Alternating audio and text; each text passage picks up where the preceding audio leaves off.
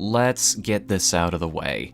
I cannot speak accurately on the subject of clinical depression. I do not have it, nor do I know anybody who does have it. The furthest my knowledge goes is all hearsay and research, people telling me how it consumes you, your thoughts, and everything else around you, how it interferes with your ability to connect with others, leading you to become even more cut off and alone, how there are some days it gets so bad you can't even move. Now, it sounds easy enough to hear words like that and believe you can imagine what it's like, but you can't. Unless you've been there, you just do not understand. In that vein, though, what medium would be a better tool in explaining what it is like to someone other than video games? After all, this is an art form whose entire defining characteristic is that everything happening to the character is also happening to you. You explore the world through their movements, see it through their eyes. Your avatar is the medium by which this game's concepts are explored, driven forward by your personal desire to explore them further.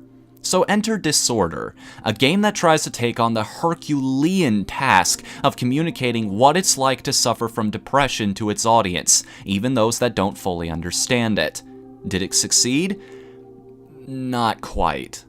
To get to the bottom of why, let's begin by talking gameplay. This is a platformer based around a switching mechanic. Every time you switch, you are essentially flopping between two worlds, light and dark, or rather, the world as it is when everything's fine, and what it looks like when your condition is getting the better of you. By going back and forth, you'll eventually find a path through the twisted landscape, discovering the story of this young man as you go. Everything is explained in text that, to this game's credit, you can choose to read or ignore, and this is where Disorder really shines, because each of these segments also alters based on whether you're in the light world or the dark one, giving you two radically different sides to the same story, a duality that, from what I've read in preparation for this review, people with depression are very familiar with.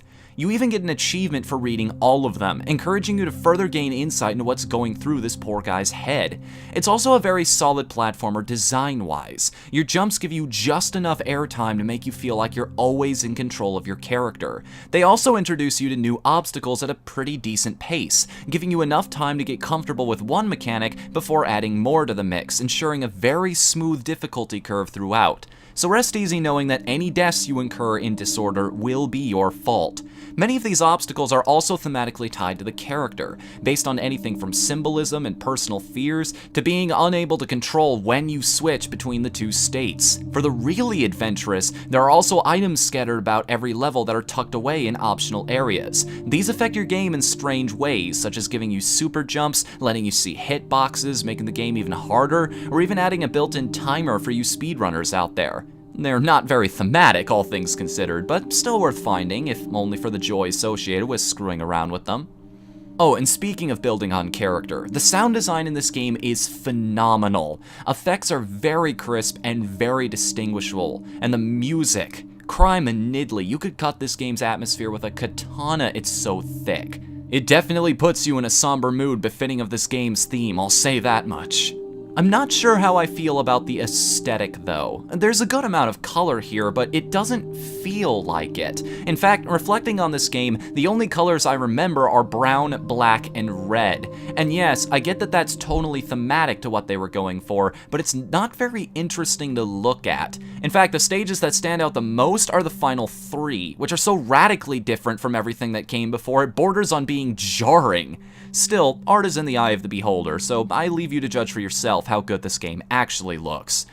Now let's discuss something I don't usually bring up, because it ties directly into my biggest issue with this game, and why, despite everything else I've mentioned, Disorder does not live up to its ambition. Achievements.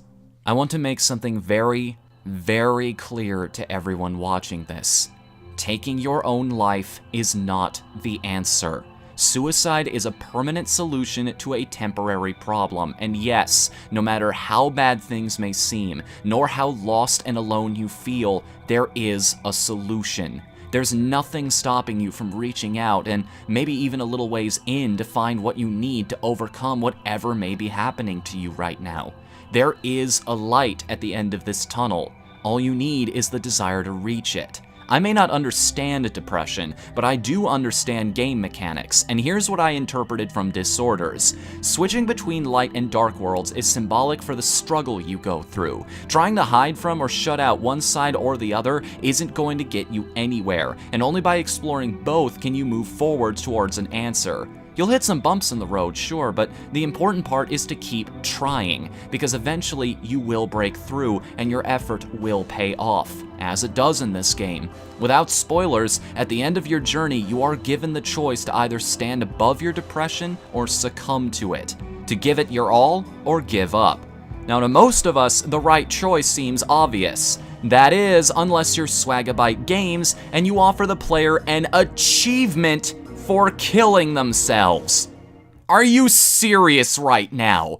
You made a game that placed me in the role of somebody consumed by a mental problem so intense that it's ruined their life. I have spent the past few hours going on a massive undertaking with this guy. I feel his pain. I understand what he's going through now and sincerely want to help him see the end of this journey. And now you're dangling a shiny trophy over my head that you'll only hand over if I render all that effort null and void by making the conscious decision to commit suicide. That is the single most severe confrontation between game mechanics and execution of concept I have ever seen. With this one act, you have completely undermined your goal. Now, in most games, this could be forgiven, but then again, most games aren't dealing with a subject matter that is very close, very personal, and all too real for a great number of people. So to blatantly ignore the care and respect this needed to be approached with by offering players a reward for participating in an act that no one should ever have to even consider in real life is an absolutely horrendous oversight. Over 23,000 people who committed suicide last year were clinically depressed at time of death. I'm sorry this got so heavy, guys. I'm getting back on track, I promise.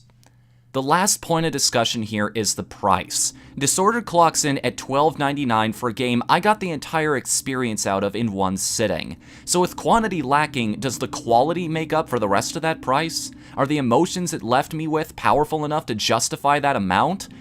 No.